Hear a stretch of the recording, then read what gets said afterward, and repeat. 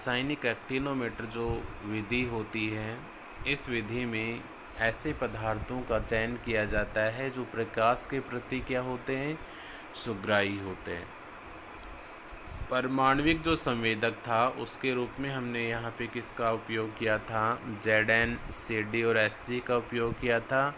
और आणविक संयोजक के रूप में हम किसका प्रयोग करते थे, बेंजोफिनोन और SO2 का हम क्या करते थे, उपयोग करते थे।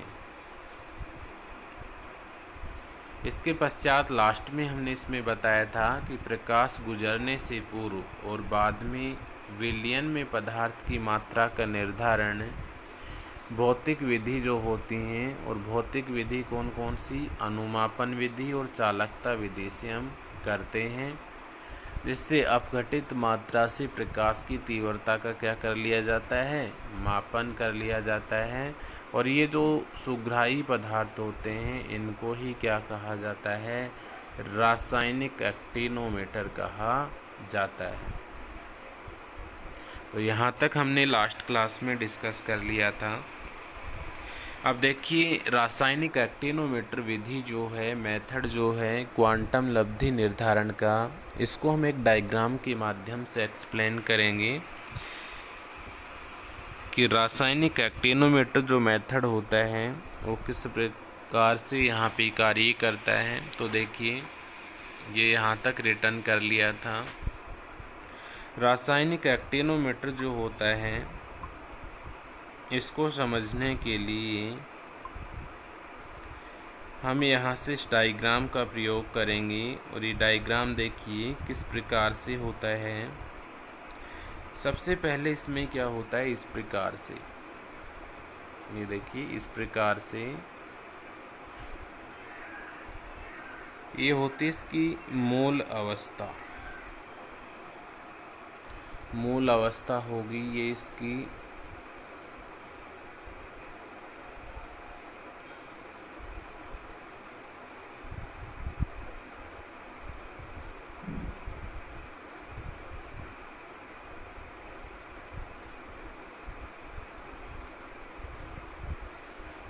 मूल अवस्था। और मूल अवस्था जो है इसकी, इसको हम किससे डिनोट करते हैं, S0 से डिनोट करते हैं।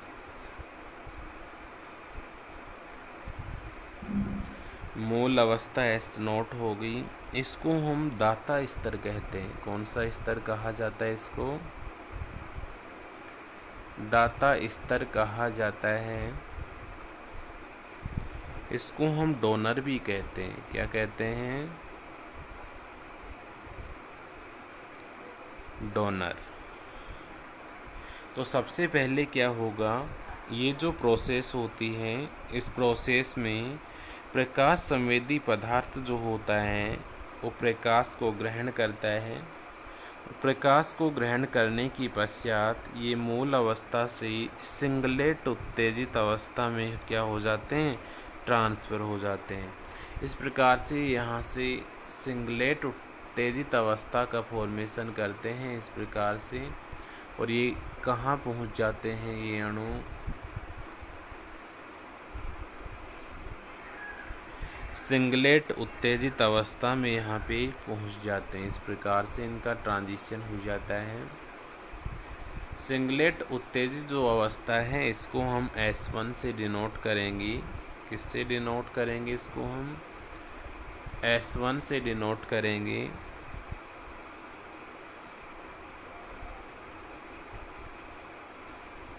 D1। और ये कौन सी अवस्था होगी इसकी, सिंगलेट।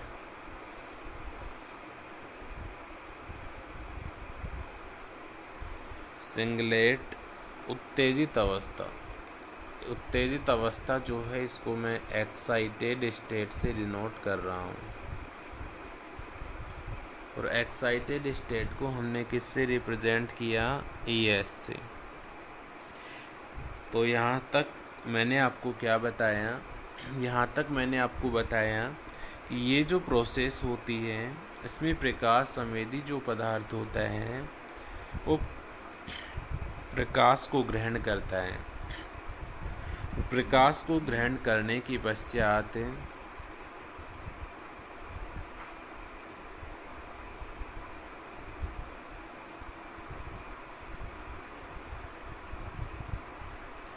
प्रकाश को ग्रहण करने के पश्चात ये यहाँ से क्या करता है, मूल अवस्था से सिंगलेट उत्तेजित अवस्था में चले जाते हैं।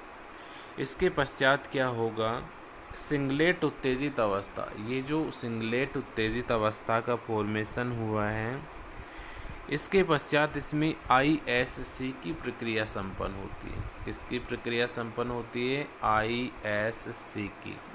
अभी ISC क्या है, इसी यूनिट के अंतर्गत हम ज़ेबुलोन्स्की आरेख का अध्ययन करेंगे।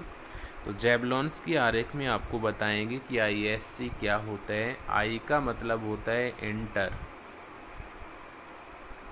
I का मतलब होता है इंटर, S का मतलब होता है सिस्टम और C का मतलब होता है क्रॉसिंग। तो इसके अंतर्गत कौन सी प्रक्रिया संपन्न होती है, ISC की प्रक्रिया संपन्न होती है। ISC का फुल फॉर्म क्या होता है, I का मीन्स होता है इंटर, S का मीन्स होता है सिस्टम और C का मतलब होता है क्रॉसिंग। अब इसके अंतर्गत होता क्या है, विकिरणों का उत्सर्जन किस प्रकार से होता है, विकिरणों का ट्रांसफ़र किस प्रकार से होता है, इसको हम ज़ेबुलोन्स्की आरेख के अंतर्गत डिस्कस करेंगे। तो यहाँ से देखिए, ये बताया मैंने आपको कि यहाँ से इसमें कौन सी प्रक्रिया संपन्न होती है, ISC की प्रक्रिया यहाँ पे क्या होती है, संपन्न होती है।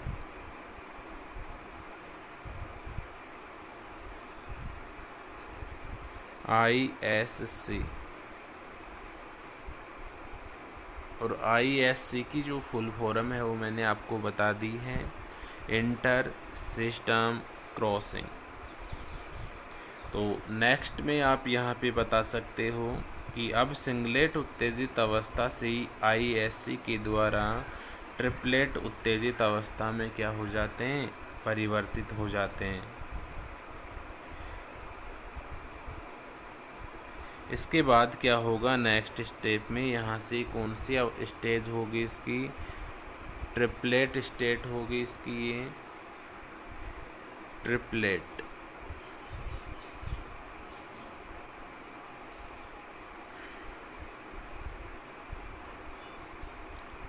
ट्रिपलेट और ये भी कौन सी स्टेज है इसकी, एक्साइटेड स्टेट, उत्तेजित अवस्था है। अब यहाँ से क्या होगा, ये जो ट्रिपलेट उत्तेजित अवस्था में जो उपस्थित प्रकाश संवेदी पदार्थ है, ये क्रिया कारक को अपनी ऊर्जा क्या कर देगा, दान कर देगा, जिससे मूल अवस्था में उपस्थित क्रिया कारक का जो अणु है वो ट्रिपलेट उत्तेजित अवस्था क्या कर लेता है, प्राप्त कर लेता है और प्रकाश संवेदी पदार्थ पुनः अपनी मूल अवस्था में आ जाते हैं। तो नेक्स्ट स्टेप जो है उसको हम इस प्रकार से एक्सप्लेन कर सकते हैं। ये हो गया इसकी ट्रिपलेट उत्तेजित अवस्था।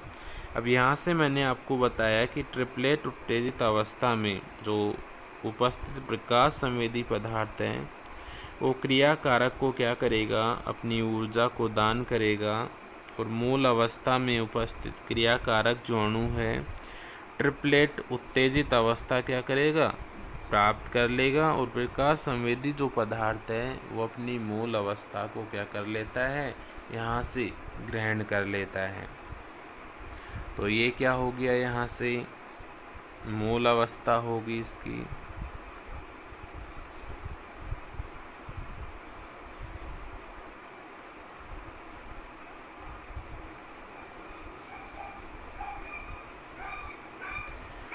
ये इसकी मूल अवस्था होगी। इसको हम बोल सकते हैं रिएक्टेंट मॉलिक्यूल।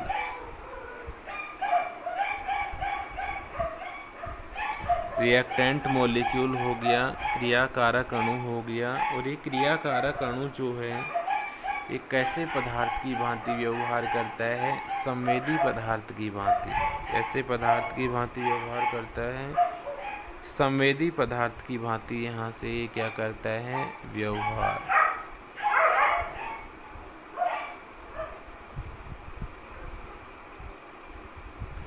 और ये जो इसकी स्टेट है इसको हम S नोट से यहाँ पे क्या कर रहे हैं, रिप्रेजेंट कर रहे हैं। और यहाँ से देखिए इस प्रकार से इसमें ट्रांजिशन संपन्न होता है।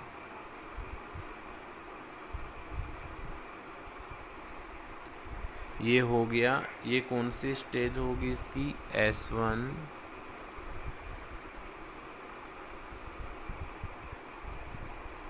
इसको हम इस प्रकार से रिटर्न कर सकते हैं, A की पावर क्यूब हो गया ये। और इसकी ट्रिपलेट स्टेज हो गई। और इसको हम कहते हैं सिंगलेट एक्साइटेड स्टेज।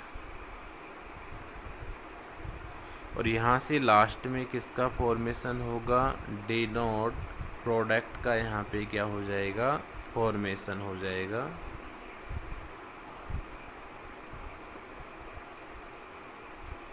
प्रोडक्ट। तो यहाँ से देखिए इसका जो दूसरा मेथड था क्वांटम लब्धि निर्धारण का, वो क्या था, रासायनिक एक्टिनोमीटर, केमिकल एक्टिनोमीटर। और इसको हमने इस डायग्राम के माध्यम से एक्सप्लेन किया। ये जो डायग्राम है, इस डायग्राम के माध्यम से, इस डायग्राम के नीचे आप यहाँ पे मेंशन करोगे रासायनिक एक्टिनोमीटर विधि। ये डायग्राम मैंने आपको समझा दिया है, इसकी प्रोसेस मैंने आपको बता दिया है, लेकिन फिर भी आप दोबारा से एक बार इसको देख लीजिएगा। ये डायग्राम मैंने आपको समझा ही दिया है, इसकी प्रक्रिया किस प्रकार से होती है, क्रियाविधि किस प्रकार से होती है, किस प्रकार से मूल अवस्था से उत्तेजित अवस्था में जाता है, ISC इंटर सिस्टम क्रॉसिंग होती है, ट्रिपलेट उत्तेजित अवस्था का निर्माण करता है। इसके पश्चात ट्रिपलेट उत्तेजित जो अवस्था है ये क्रिया कारक को अपनी ऊर्जा डोनेट करता है। और उसके पश्चात ये सिंगलेट एक्साइटेड स्टेट S1 का फॉर्मेशन करता है। इस मेथड को हम क्या कहते हैं, रासायनिक एक्टिनोमीटर विधि कहते हैं। एक बार देख लीजिएगा इसको।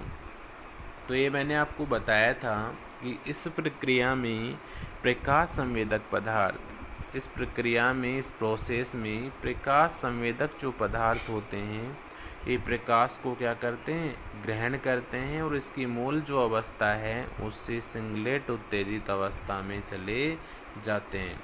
तो सबसे फर्स्टली जो स्टेप है इसमें, ये वाला जो डायग्राम है इसमें यही बताया गया कि यहाँ से स्टार्ट हो रहे इस प्रक्रिया में प्रकाश संवेदक जो पदार्थ हैं ये प्रकाश को क्या करेगा, यहाँ से ग्रहण करेगा। और प्रकाश को ग्रहण करने के पश्चात ये इसकी मूल अवस्था है और इस मूल अवस्था से ये कहाँ चला जाता है, सिंगलेट एक्साइटेड स्टेट, सिंगलेट उत्तेजित अवस्था में यहाँ से चला जाता है।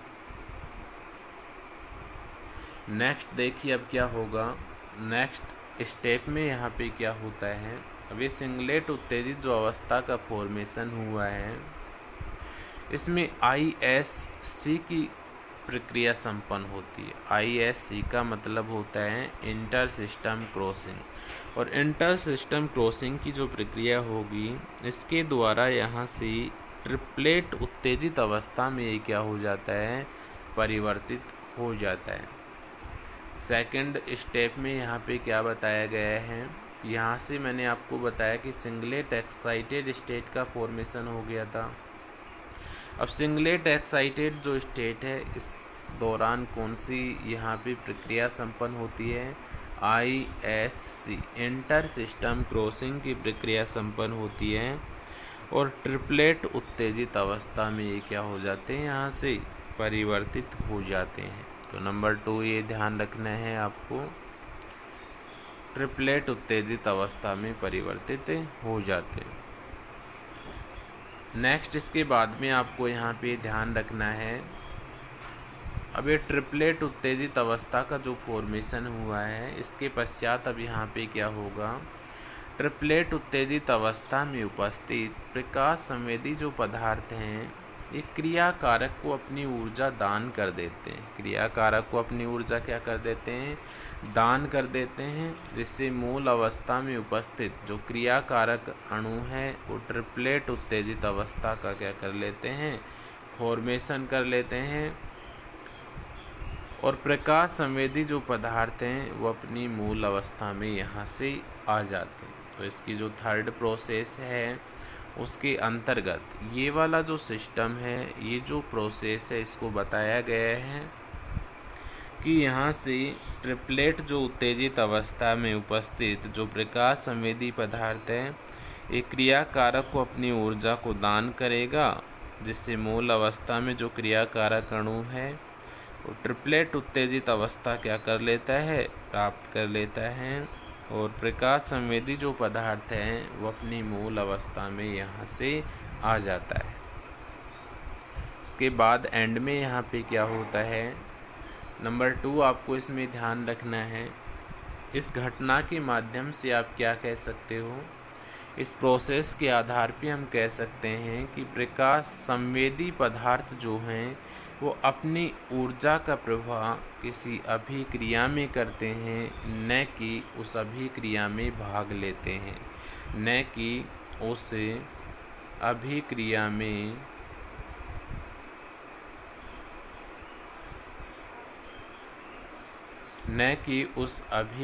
में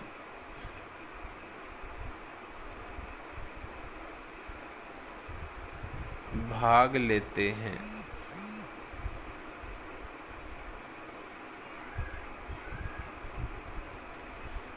तो नंबर 2 आपको यही बताना है इसमें कि रासायनिक एक्टिनोमीटर जो मेथड होता है, इसके माध्यम से हम कह सकते हैं कि प्रकाश संवेदी पदार्थ अपनी ऊर्जा का प्रवाह किसी रासायनिक अभिक्रिया में करते रहते हैं, न कि उस अभिक्रिया में क्या करते हैं? भाग लेते हैं। ये मेथड था आपका रासायनिक एक्टिनोमीटर मेथड।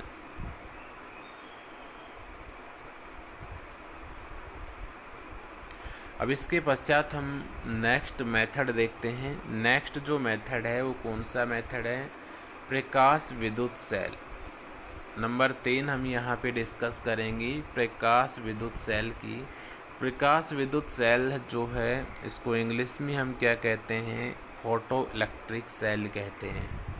तो देखिए, सबसे पहले आपको ध्यान रखना है इस सेल के द्वारा भी प्रकाश की तीव्रता का निर्धारण किया जाता है। तो सबसे पहली बात तो आपको क्या ध्यान रखनी है कि प्रकाश विद्युत जो सेल होता है इसके द्वारा प्रकाश की तीव्रता, लाइट की जो इंटेंसिटी होती है उसका निर्धारण यहाँ पे किया जाता है। अब इसके बाद आपको नेक्स्ट इसमें ये ध्यान रखना है कि प्रकाश विद्युत जो सेल होता है इसमें मुख्यतया कौन कौन सी धातुओं के इलेक्ट्रोड यहाँ पे काम में लिए जाते हैं। तो यहाँ से Na, K और Sc, सोडियम, पोटेशियम और स्कैंडियम धातु के जो इलेक्ट्रोड होते हैं उनका यहाँ पे क्या किया जाता है? उपयोग यहाँ पे किया जाता है। इसके पश्चात यहाँ पे क्या होगा? ये जो इलेक्ट्रोड हैं इन पर पराबैंगनी प्रकाश यहाँ पे डाला जाता है। पराबैंगनी प्रकाश इन पे डालेंगे तो यहाँ से ये जो धातुएं हैं Na, K और Sc, इन धातुओं से इलेक्ट्रॉन का क्या होगा? उत्सर्जन होगा। और इलेक्ट्रॉन का उत्सर्जन जब होगा तो एमीटर में जो धारा होगी उसके मान में भी क्या होगा? यहाँ से परिवर्तन होगा। और धारा मापन के लिए इसमें एक क्या लगा रहता है? एमीटर यहाँ पे लगा रहता है। और ये जो विद्युत धारा हमें प्राप्त होगी ये किसके समानुपाती होगी? यहाँ से विद्युत धारा जो होगी वो विकिरण की जो तीव्रता है उसके क्या होगी? यहाँ से समानुपाती। तो यहाँ से हम कह सकते हैं विद्युत धारा प्रोपोर्शनल टू विकिरण की तीव्रता। ये मेथड कहलाता है प्रकाश विद्युत सेल। अब प्रकाश, इसको इंग्लिश में इस प्रकार से आप नोट कर सकते हो, इंग्लिश मीडियम वाले बच्चे हैं तो। इसके बाद देखिए इसके डायग्राम से इसको हम समझने का प्रयास करते हैं। प्रकाश विद्युत जो सेल होता है इसका डायग्राम निम्न प्रकार से होता है, जैसे इस प्रकार से।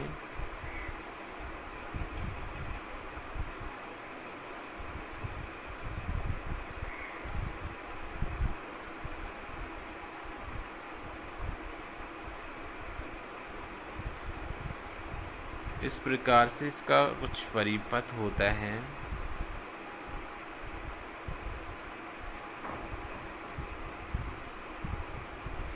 इसमें एक एमीटर लगा रहता है। धारा का जो मापन है वो करने के लिए इसमें क्या लगा रहता है, एक एमीटर लगा रहता है। बताया मैंने आपको।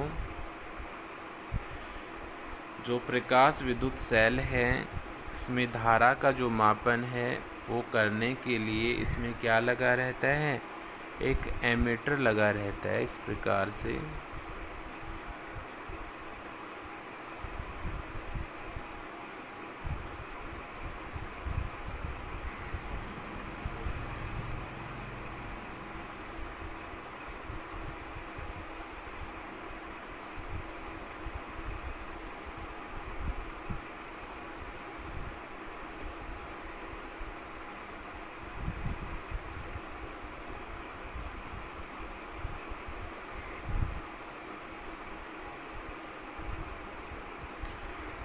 एमीटर हो गया।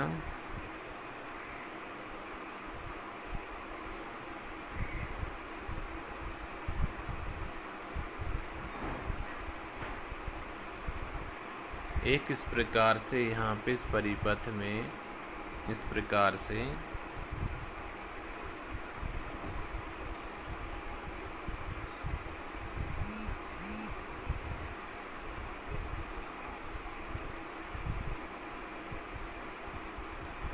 इसको हम बोलते हैं प्रकाश। ये हम यहाँ पे एक प्रकाश स्रोत का हम यहाँ पे प्रयोग करते हैं। और ये प्रकाश जो हम यहाँ पे प्रयोग में ले रहे हैं, ये कैसा लेंगे, यहाँ पे पराबैंगनी किरणें यहाँ पे इस्तेमाल करते हैं।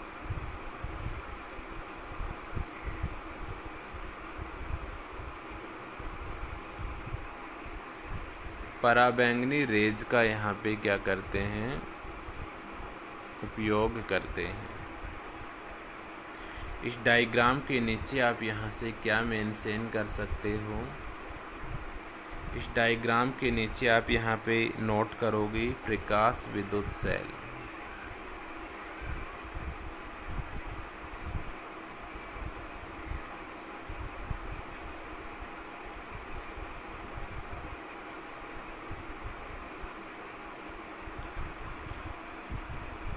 तो देखिए यहाँ से प्रकाश विद्युत जो सेल हैं इसको हम इस डायग्राम के माध्यम से समझ सकते हैं। तो देखिए इसकी प्रोसेस आप दोबारा से यहाँ पे देख लीजिएगा।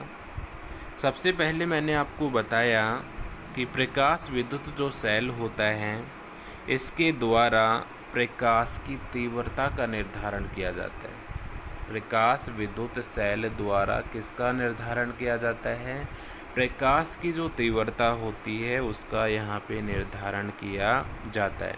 इसके बाद नंबर 2 आपको ध्यान रखना है, यहाँ पे कौन कौन सी धातुओं के इलेक्ट्रोड यहाँ पे उपयोग में लिए जाते हैं।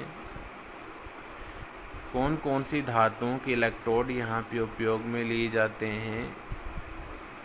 या तो यहाँ पे Na का इलेक्ट्रोड उपयोग में लिया जाएगा, इधर मैं लिख देता हूँ, या तो Na का इलेक्ट्रोड उपयोग में लिया जाएगा, या K का हम उपयोग करेंगे, या किसका उपयोग करेंगे, यहाँ पे Sc स्कैंडियम धातु के इलेक्ट्रोडों का यहाँ पे क्या किया जाता है, उपयोग किया जाता है। तो सबसे पहले इसमें धातु के इलेक्ट्रोड होगी, किसका निर्धारण करते हैं, प्रकाश की तीव्रता का। धातु के जो इलेक्ट्रोड हैं वो किस किस के बने होते हैं, Na, K और स्कैंडियम Sc के बने होते हैं। अब इसके पश्चात हम क्या करते हैं, ये जो धातु के इलेक्ट्रोड हैं इन धातु के इलेक्ट्रोड पर प्रकाश की जो पराबैंगनी रेज हैं उनका यहाँ पे क्या करवाते हैं, आपतन करवाते हैं। और यहाँ पर इस परिपथ में एक एमीटर लगा रहता है, और एमीटर का कार्य क्या होता है, एमीटर इस परिपथ में बहने वाली जो धारा है उसका मापन यहाँ पे करता है। तो जैसे ही जो पराबैंगनी रेज हैं, प्रकाश की जो किरणें हैं, पराबैंगनी जो रेज हैं, प्रकाश की जो किरणें हैं, इन इलेक्ट्रोडों पर यहाँ पे आपतित होती हैं, तो धातुएं जो हैं, ये जो धातुएं हैं Na, K और Sc, ये इलेक्ट्रॉन का उत्सर्जन करती हैं। इलेक्ट्रॉन का क्या करती है, यहाँ पे उत्सर्जन करती हैं। और इलेक्ट्रॉन का उत्सर्जन किसके इक्वल होता है, एमीटर में परिवर्तित विद्युत जो धारा होती है, इलेक्ट्रॉन का उत्सर्जन होगा। इलेक्ट्रॉन का उत्सर्जन होने के कारण ये जो परिपथ है, इसमें विद्युत धारा प्रवाहित होगी। और विद्युत धारा का जो मापन है उसको करने के लिए इस परिपथ में क्या लगा रहता है, एक एमीटर लगा रहता है। एमीटर की सहायता से विद्युत धारा का जो मापन है वो आसानी से यहाँ पे कर लिया जाता है।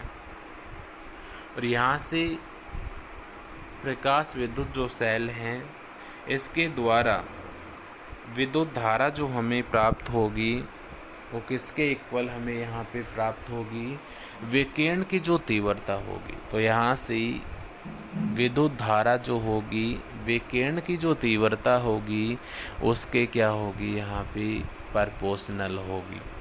तो ये थी क्वांटम लब्धि की प्रायोगिक निर्धारण की कुछ विधियाँ। तो इनको आप यहाँ से इस प्रकार से रिटर्न कर लेना। आज की क्लास में हमने डिस्कस किया रासायनिक एक्टिनोमीटर मेथड। ये आपने लास्ट क्लास में रिटर्न कर लिया था। ये वाला पेज भी आपने लास्ट क्लास में रिटर्न कर लिया था। इसके बाद आपने ये भी रिटर्न कर लिया था। इसके बाद में आज की क्लास में आपको ये जो है डायग्राम रासायनिक एक्टिनोमीटर का, इस डायग्राम के नीचे आपको मेंशन करना है डायग्राम डैश तीर का सिंबल लगा के लिखना है रासायनिक एक्टिनोमीटर विधि। ये डायग्राम आपको यहाँ पे साफ सुथरा बना देना है, क्योंकि इस डायग्राम के द्वारा ही हम इसकी मैकेनिज्म, इसकी क्रियाविधि, इसकी प्रोसेस जो है उसको हम समझेंगे। तो ये डायग्राम आपको कल की क्लास के नेक्स्ट आपको ये डायग्राम बना देना है। अगर यहाँ से आपने ये डायग्राम बना दिया है तो इस डायग्राम को आपको बनाने की आवश्यकता नहीं है, क्योंकि आपको इन दोनों में से एक डायग्राम बनाना है। ये जो दोनों डायग्राम हैं, इन दोनों डायग्राम में से आपको एक डायग्राम मेंशन करना है। ठीक है, डायग्राम आपने यहाँ पे बना लिया। इसके बाद हिंदी मीडियम वाले बच्चे इसको रिटर्न करेंगे और इंग्लिश मीडियम वाले बच्चे नीचे से रिटर्न करेंगे इन दिस प्रोसेस से। इसके बाद यहाँ तक नीचे तक आपको नोट करना है। नेक्स्ट आपको यहाँ से नंबर 2 डालना है और ये नोट करना है। और ठीक है, यहाँ तक आपको इसको नोट करना है। ये थी आपकी रासायनिक एक्टिनोमीटर मेथड। इसके बाद नेक्स्ट आपको यहाँ से हेडिंग डालना है प्रकाश विद्युत सेल, फोटो इलेक्ट्रिक सेल। ये वाला पेज आपको इसमें नोट कर देना है। ये पेज रिटर्न करने के पश्चात आपको यहाँ से इंग्लिश मीडियम वाले बच्चे इसको नोट करेंगे। नेक्स्ट इसके नीचे आपको ये डायग्राम बना देना है और इसमें अगर और आप दिखाना चाहो तो इस प्रकार से जो रेज हैं इनको आप रिप्रेजेंटेशन कर सकते हैं। यहाँ से पराबैंगनी जो रेज हैं वो किस पर आपतित होती है, यहाँ से धातु के जो इलेक्ट्रोड होते हैं उन पर इसका क्या किया जाता है, यहाँ पे आपतन करवाया जाता है। अब जैसे ही ये जो पराबैंगनी रेज हैं इस धातु पर क्या होती हैं, आपतित होती हैं, तो यहाँ से इलेक्ट्रॉन्स का क्या करती हैं, उत्सर्जन करती हैं। और विद्युत धारा का जो मापन है वो एमीटर की सहायता से कर लिया जाता है। और विद्युत धारा यहाँ से जो प्राप्त होगी प्रकाश की तीव्रता के क्या होती है, समानुपाती होती है। तो इसके बाद आपको इस डायग्राम को यहाँ पे क्या करना है, बना लेना है। ये डायग्राम आपने यहाँ से अगर बना लिया है तो इसको आपको बनाने की आवश्यकता नहीं है।